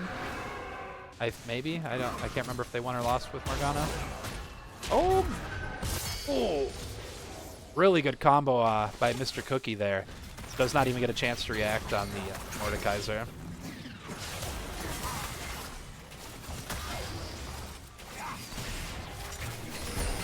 Slimerai roll swapping week 3 to avoid Bernie.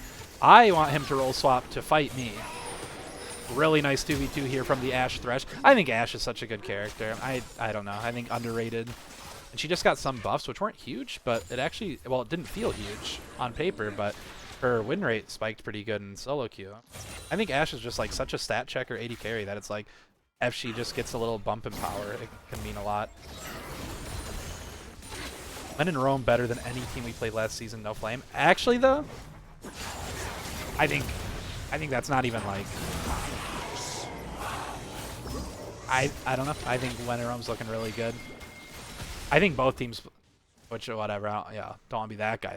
But I think that series was really fun to watch, and both teams played really good. Both looking like they're going to be tough to play against.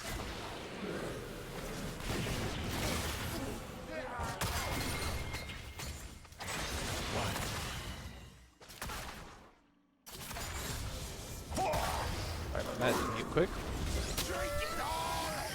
That part is probably true. I know I definitely was not performing well last season, not to make excuses, but I think my team did pretty well, and I was not exactly part of the winning formula, except for maybe the last like week or two. And at that point, I had already not played well enough, and the season was so short that we were kind of just out. I think if that season was a little bit longer, we'd have started picking up steam and doing well, but definitely not. Which I don't know. It is what it is. Like I said, I was off like a 3-month break and was too busy to practice. So it happens. Nice gank here from the Shaco support. We'll get the fear, getting some damage, but I don't think much more is going to happen. However, if you can get Aurelion Sol, who some of these big break points, like getting his first, he looks like he's going Blackfire, which will help with farming on his E, getting more, kind of accelerate that E farming for his Stardust. A lot of people say like around 300 Stardust is when, I think. No, it does look like Set got brought into Brazil, but drops the vision, and Set is not able to finish him off. Well done by 900 Slimes. Very well played. At first I thought, because I believe Set ult makes him unstoppable, unless I'm mistaken, so I thought that he canceled out of the NORD ulti, but it looks like he did get tagged. See, that's what I thought. He dodged NORD ulti, but then he had that little like glowy, or whatever, like the fiery, whatever you want to call it, like had a weird visual effect on him that I believe is the spectator version of showing someone NORD ulti. I could also be wrong, but that's what it looked like. Is that? That is not real. That is real Fiddlesticks. Does it show effigies as fiddle icons on the map? Or am I being... Why? That feels not... nice counter gank from Aurelion Sol, though. Burns both Ash Suns. Fiddle going in for a nice flash drain. Does actually pick up Ace. Fiddlesticks is OP, man. People should play it. Yeah, it does. Thanks for confirming, because that feels like it shouldn't do that. Wait. I looked away to read that. Victor just picks one up, I guess. Must have just walked down after the fact. That's like one of those plays where like Victor probably shouldn't walk down there and do that, but it did work out this time. But I feel like you just deny a wave or two mid, like a couple waves mid, and that's what you should do there. But I also get being like, oh crap, Asol's down there, I should try to get down there. And it worked out this time, so like, hey, awesome. But I think the consistent play there is just have a couple waves and get some XP advantage going mid and get some turret chunk. They have 3 grubs as well, so if you can get some autos on that turret, you actually do chunk it pretty good. Trevor, you said you feel very washed. Yeah, I pretty much the same. It was, which is a bummer, but also it was like I kind of gave a heads up going into that season, like, hey, I've been off a break and my summer has been and will continue to be super busy, or so we're gonna school with it. But I'm the type of person where I feel a little bad if I feel like I'm just like not performing and kind of messing it up for the team. But we had fun. We had a lot of fun actually. Check out full stacks. 105, and he's got big ulti. And Victor, he must have E upgrade already, right? Yeah, right. I thought it would show. Is it not showing? I thought it changed the icon, but maybe it doesn't inspect it. I'm assuming he's got E upgrade, just on at least E upgrade. Yeah, there's, so we know for sure. But yeah, I think Asol's stacking at a good rate, and normally starts picking up around this point when you get your item and can, really spam out those E's a bit better. Oh, Fiddle ulti coming out, but the Unstoppable goes through. Oh, going to be a big W, but I think Set played that about as well as he could. Oh, big ult coming out. Asol, gets silenced though. Fiddle does get the silence off, which actually is going to be huge here. Slime's not helping, which I think kind of makes sense, but I think if he helps, they just kill him. And maybe not on the same page there. Maybe, I don't know how, I guess Fiddlesticks is going to start walking out with them, but yeah, I think if they both commit to the kill, then, but I guess maybe he just didn't expect the silence to go through and stop a lot of the damage. That Fiddlesticks would die sooner. Definitely get that, because that was a really nice silence. But yeah, we are seeing what needed to happen here for the side of NORD, where they're getting that early game lead, because I do think they're going to struggle a little bit later on. However, I would have liked to see ASOL get Merc Treads this game. Oh, Mr. Cookie playing very well, I do think. Again, because Mr. Cookie's another one where, for the Stout League, I think a little bit lower rated. But I honestly have always thought Mr. Cookie has done a very good job.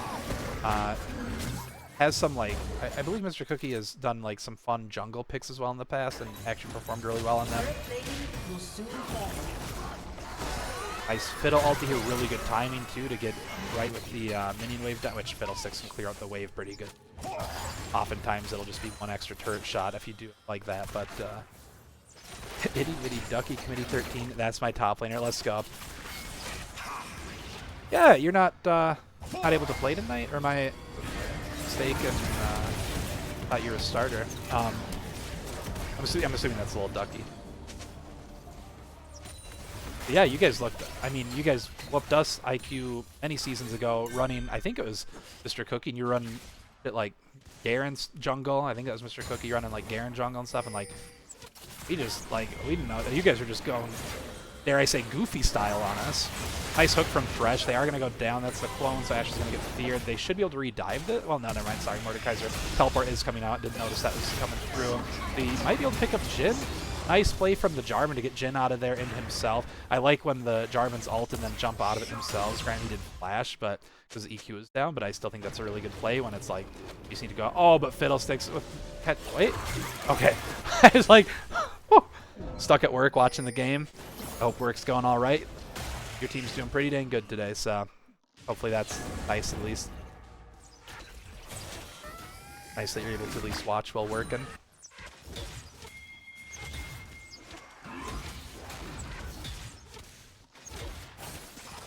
Yeah, you guys are looking good.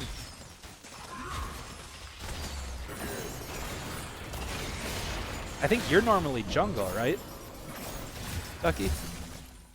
If I remember reading that right, unless you guys do a lot of flexing too, maybe you do. Don't tell your boss. I'll think about it.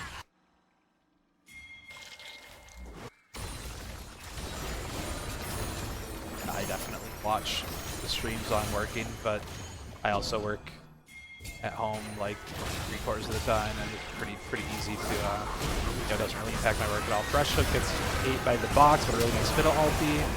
Oh, but big set W, but I think that the side of NORD is just going to clean up this fight.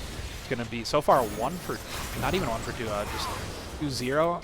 Jhin almost gets him back, but not quite able to, and has to reload. 3-0, but he's opening up. NORD's going to try to get in there and cancel this out. He is able to, almost picks up Thresh. He might be able to.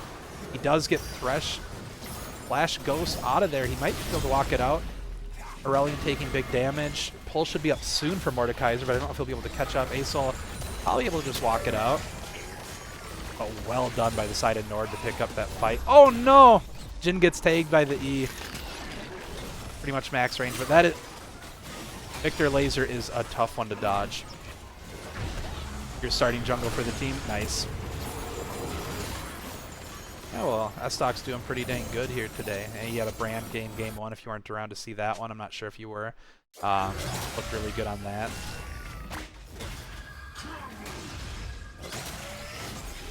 That is the real Shaco, but I don't think he's afraid of dying.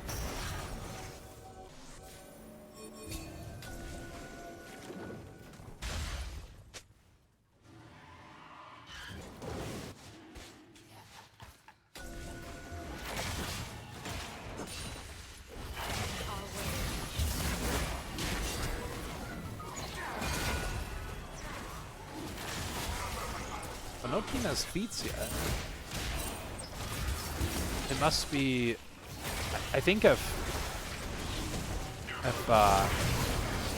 Oh dang, Jarvan just getting caught and going down. Set with a big W again. Ulti does not land, damage does not go out. Nord's gonna be able to pick up the Drake here, their first one. Oh, and because they had the grubs in the Herald, they actually do get the feats. I didn't notice that they had the Herald as well, so yeah, they are able to pick up feats there, which I think would have been really big for either side, but I think being able to get the enhanced Merc Treads would have been really strong on the side of Nord, so bummer for FF15 for not being able to pick those up. Good for the rest of us because it's more likely we get a game 3 now.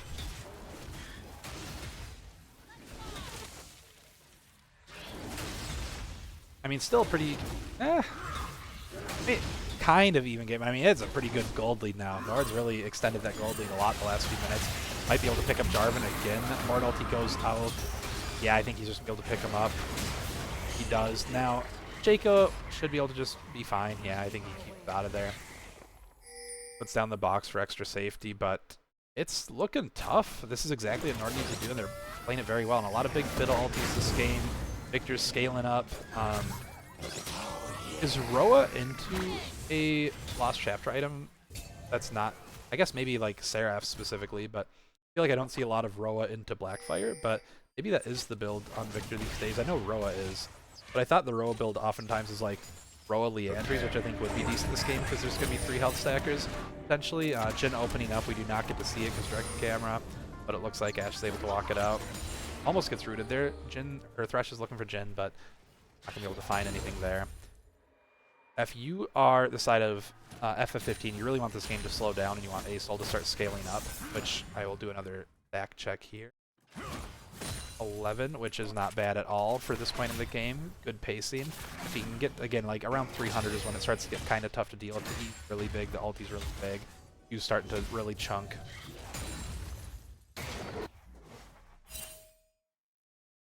I do think, just because of the triple magic damage comp with only 1 AD threat, I'm going to hold that thought here.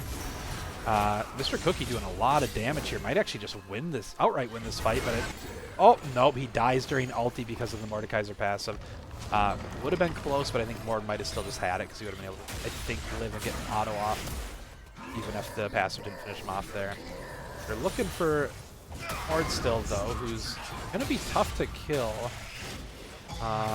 So I think if they slow play it, they should be able to eventually get him unless Fiddlesticks comes up, but that's an effigy that's up on the top side of the map, so Fiddle is very far away, so he's not going to be able to get there. He's trying to play the play it out here. They're a little hesitant to go in, but it's 3v1. I think when he whiffs the E there, you can probably play a little bit more aggressive. Now he's going to get pulled in and ulted, which I thought he ulted earlier. Maybe it's just back up, or maybe that must have been why they were playing so safe, and I just misunderstood that that died without being ulted. Or it's just that short of a cooldown at this point. All done by Slimes. I think his need to emote at people has gotten him killed at least twice already this Beer League season, when he probably wouldn't have otherwise. So maybe, which I think is fun, but maybe if you want to win more games, which I think that I mean, they won their games last week, but yeah, maybe not. I'm a big fan of emoting, but not when it gets me killed. Taunting to death, and I go, yeah, he likes it. He's a big fan of that one. Happened last week too. But I definitely respect that. Otacon is up on top side. Playing towards bot side right now. Red side, oh, really nice ulti. Good pick off Asol. Drop the aggro with the Zanyas. They're going to pick up tier 2, and Red's not going to be able to. Yeah, they're hog-shotting towards Otacon, I believe, just to be safe, but I really don't foresee, Red team's not in a position to go and run and do that. They'd give up too much. Victor needs to probably, I mean, Thresh is tanking it where it won't matter, but Jhin ulti does basically nothing if you're full health. Nice fear there into the hook combo. Taking him down, Thresh gets killed, doesn't really matter at this point. Victor flashing aggressively, probably. Thresh gets the double. Love to see it.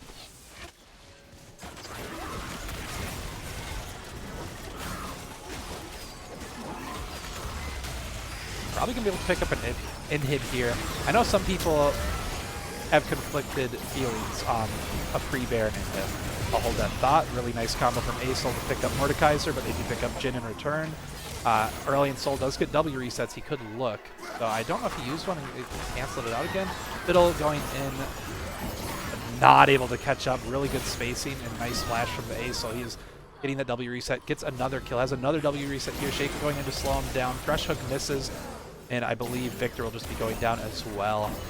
Really well done by the side of FF15, and a lot of money going on to ace. So he has 3,500 in the bank now. So he's going to be able to full buy pretty much any item at this point. I believe he actually has over 3,600, so any item at this point he'll be able to go and buy.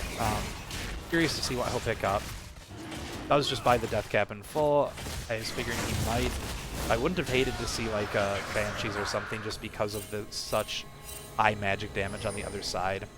And he doesn't have the Merc Tread, so I think he would benefit from having some MR this game, but I don't hate going the death cap. He's been doing really good with spacing, so he might just be...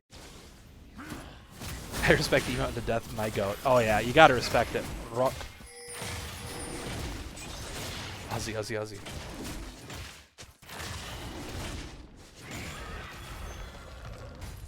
But yeah, the inhib before Baron, a lot of people have mixed feelings on that. I think it's fine here because you can pressure Otacon, and it should still be down for a little bit when, I believe, I can't remember exactly when they took it, but when the Barons spawn, you should have a little bit of time to work with, but it should allow them to get the Otacon and pressure Baron. Nice pull, but you're ulting the Shaco. However, the box doesn't go in with him, so might be able to kill him. Does take down Shaco. He has W up, and it appears he does not, or he's just not able to use it, gets taken down.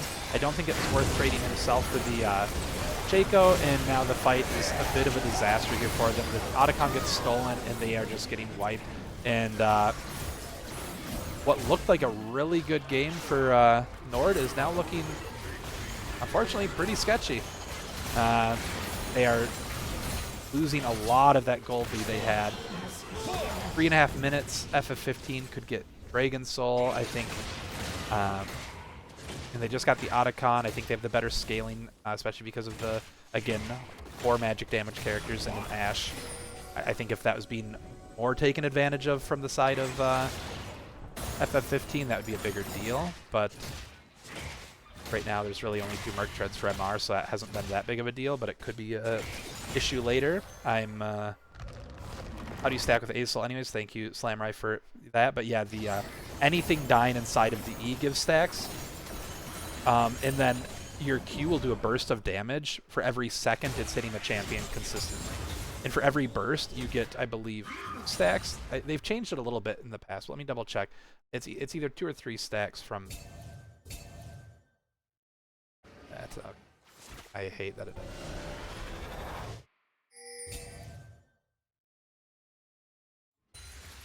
Please.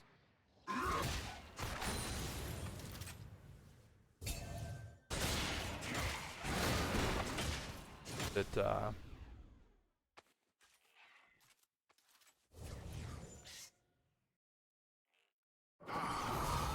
it even say on here? Good. Oh yeah, it absorbs 2 Stardust. So if you charge your Q on someone for at least a second, you'll see the like circle form around them and then pop. That's that burst of damage, and then you get 2 Stardust, and then anything that dies in your E gives you Stardust. 1 for anything, and then 2 for champions, 2 for epic monsters, large monsters, cannon or siege. I'll bring it back to directed because stuff's actually happening. I don't know where Jhin players learn to build rapid fire second, but it's an abomination. It is kind of like weird, but I think it depends. Like this game, you might struggle to interact because like Victor's zoning and range, and the threat of like, you know, Ashe just walking you down as slow as if you get too close. So maybe it's just the only way Jins can play in certain games. I don't really know. I like it more when you're getting like crit first. Like if you have like a, I don't really like collector that much, so a lot of times IE feels a little weird to buy sometimes, like as a first item. But on Jhin sometimes it feels a little less weird because you're like getting a guaranteed 4th shot crit at least. But it feels a little bit better if you have crit on your first item. But it does feel, I don't know. But again, he always has his guaranteed crit, so I don't know. If you can get a 4th shot off because of rapid fire, a lot of times it's just it. I don't know, there's a reason people do it. I'm sure it's good. I would build rapid fire second a lot, but I'd also be building a crit item first a lot of the time. But I know that the Yomu's build people like, and it makes sense too, because this game they shouldn't be building a lot of armor in theory, because you have, and I mean you have Ace, so it's going to do a good amount of damage, and they don't really have a full tank. I mean, Thresh naturally gets a lot of armor, but if he's the only, not a big deal. Why? So you have the armored advance on Mordekaiser. People do lots of things that aren't good. Sure, but I think if like 90% of pros are doing something it's probably at least not bad. Flash ulti from NORD. Big ulti from Aurelion Sol. Fiddle ulti coming up. That's a big ult, but I think it might be too little too late, and they're just not able to win these fights anymore. This is what I was talking about, where the scaling could be kind of rough. Not that they scale bad, but and the magic resistance thing hasn't really been abused much this game. I think FF15 has just been playing these fights really well, setting up well, and playing good around the objectives. I think a little bit maybe overzealous on some of these, like, you know, like flashing on more to ult a target, ulting the support Shaco earlier around the Otacon fight. Probably not like the best way to be using that at this point in the game. Yeah, I don't know. Maybe just not on the same page as well. Fiddlesticks had a good ult, but at that point in the fight was like kind of lost. The ult is used.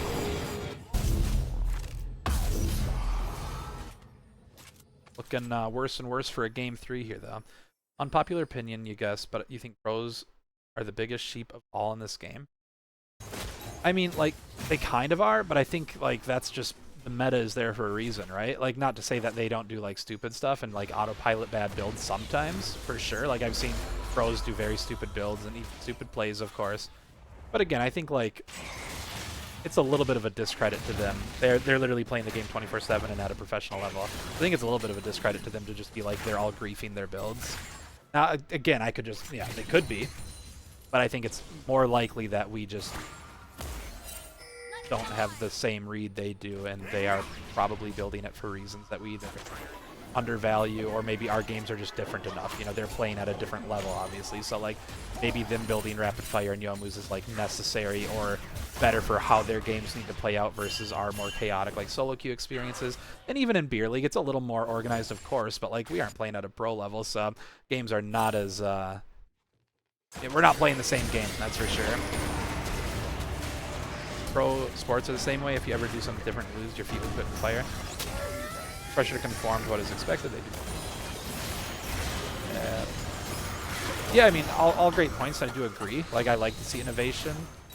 But I do think, like, again, meta's there for a reason. Like, not to say, like, there wouldn't be, like, better builds, and people are autopiloting the Yomu's Rapid Fire because it's, like, a generically good build. I'll hold that thought. Really nice play from the set going in, picking up that kill. Victor trying to get out, but will likely just be brought down here. Ashe getting burnt down, and this is looking more and more like it's it. But I think meta's there for a reason, and again, I think there is definitely times, like, objectively true, that there's times that pros build the meta build probably without thinking about it much, and especially on AD carry where the roles, like, the builds are oftentimes a little bit more linear, and yeah, I should probably, yeah, GG's to FF15, a very clean 2-0, especially in Game 2.